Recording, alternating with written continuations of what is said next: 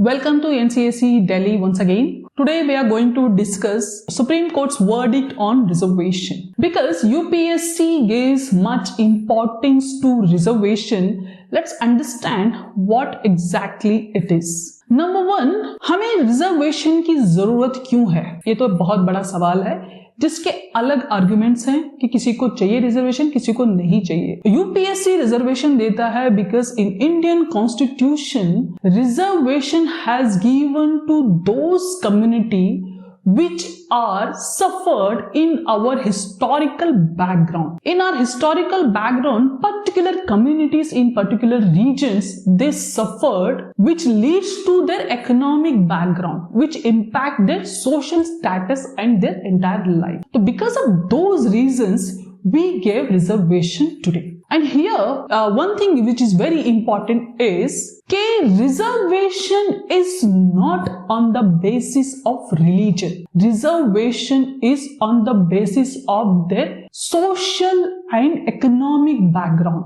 Because particular communities suffered socially, economically in our historical background, because of that reason, we give reservation to that entire society और you can से community. तो सबसे पहले हमें ये बात समझ में आएगी कि हमारा इंडिया में जो रिजर्वेशन है वो किसी रीजन या किसी पर्टिकुलर कम्युनिटी को लेके नहीं है। हमारा reservation on the basis of societal और सोशल स्टेटस और जैसे कि अनटचेबिलिटी है, ये सोशल एविल है ना, और उस तरह के सोशल स्टेटस पे या सोशल बैकग्राउंड पे रिजर्वेशन दिया गया है which leads to economic condition. And reservation has given on the basis of the percentage of population. For example, India's complete population is, according to the census of 2011 और 2021 में census होने चाहिए थे, लेकिन because of COVID census नहीं हुए, तो on the basis of 2011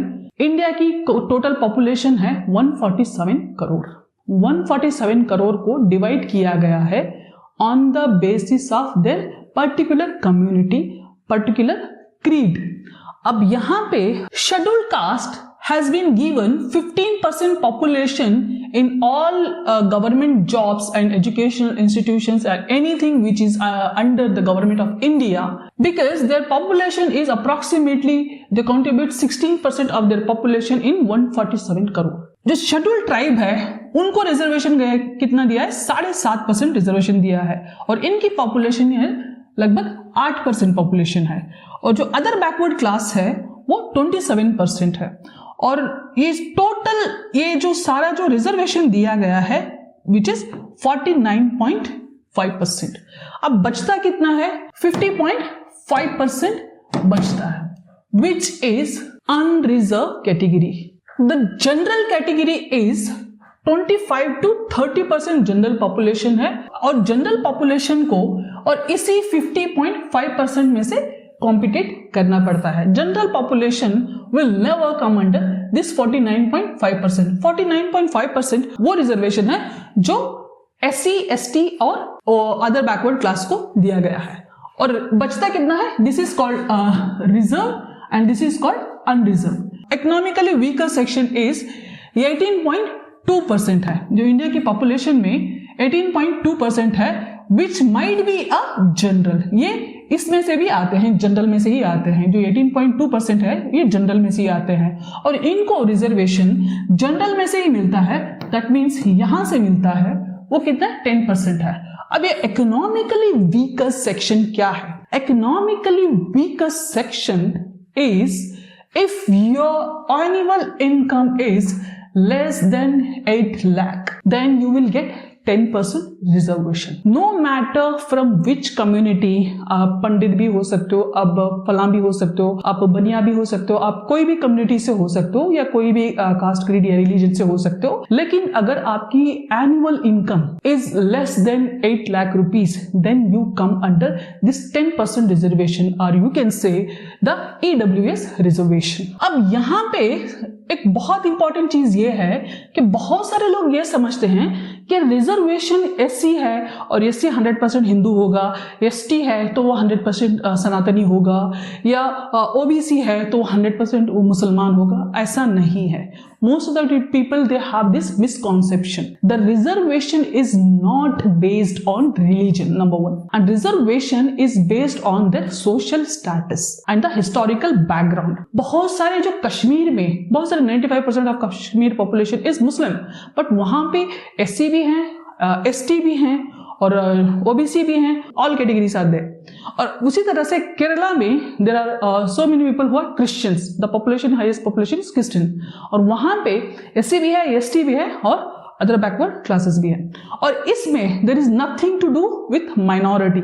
minority they don't have any reservation, they come under SC, ST and other backward classes, and they can come under economically weaker section. It is nothing to do, minority is considered on the basis of religion, not on the basis of social status, not on the basis of their caste, creed or any other thing. On the basis of religion, no reservation exists in India.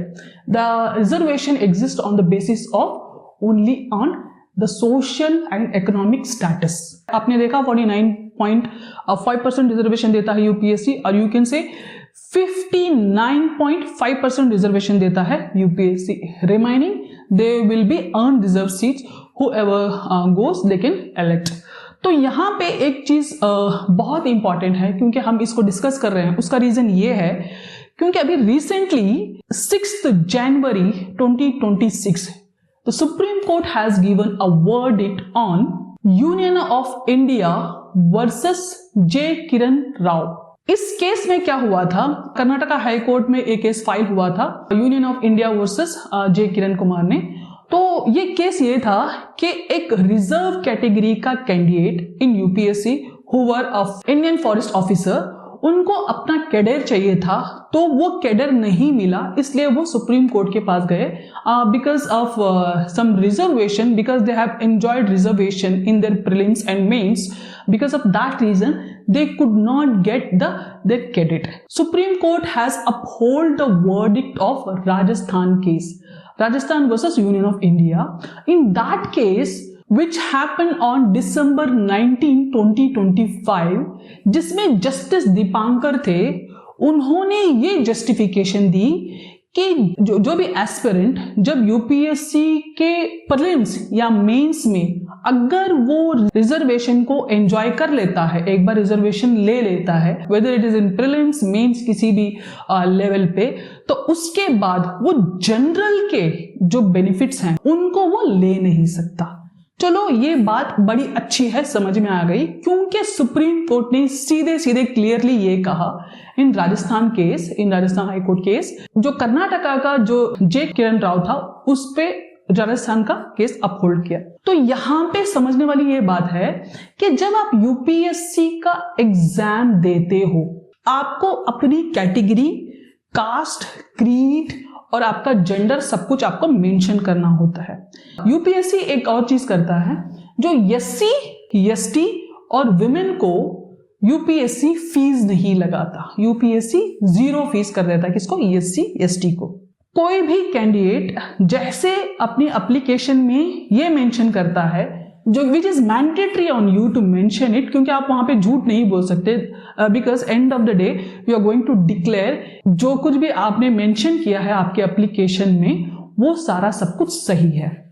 Number 1, SC, ST and women, ठीक है, इनके लिए 0 fees है.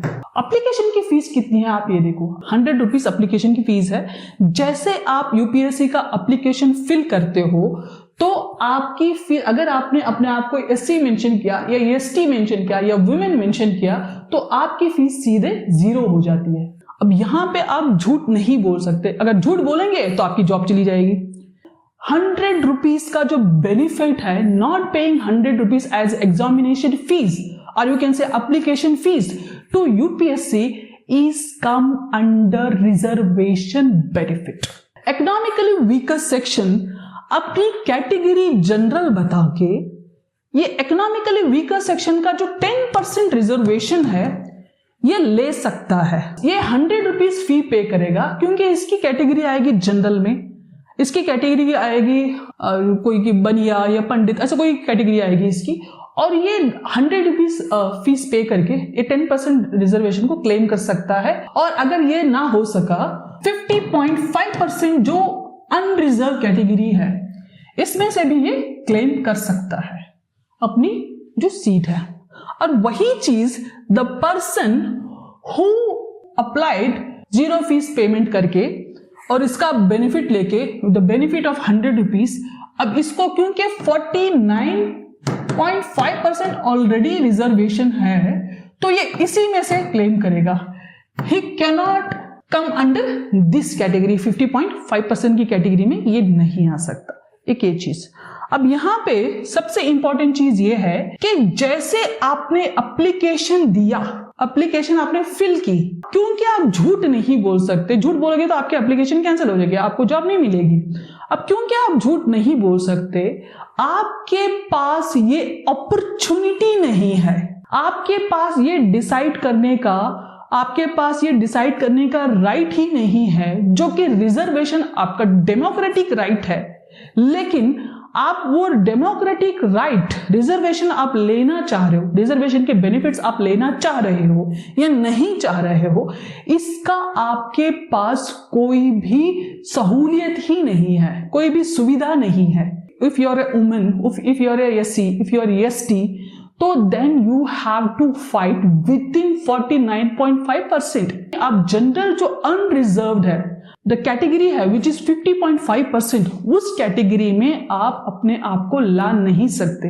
लेकिन in Kiran Rao case versus union of India, supreme court says क्योंकि आपने 100 rupees का जो बेनिफिट ले चुके हो एग्जामिनेशन में, which is reservation benefit, 100 rupees is a reservation benefit, क्योंकि आप ऑलरेडी रिजर्वेशन के बेनिफिट को आप एंजॉय कर चुके हो, तो आपको जनरल कैटेगरी का कोई भी बेनिफिट आपको नहीं मिलेगा। तो somewhere it is, you can से अ बिगर loop hole of reservation and somewhere it is one of the blunder of reservation, क्योंकि when you say it is 50.5% is unreserved, you proclaim it is unreserved.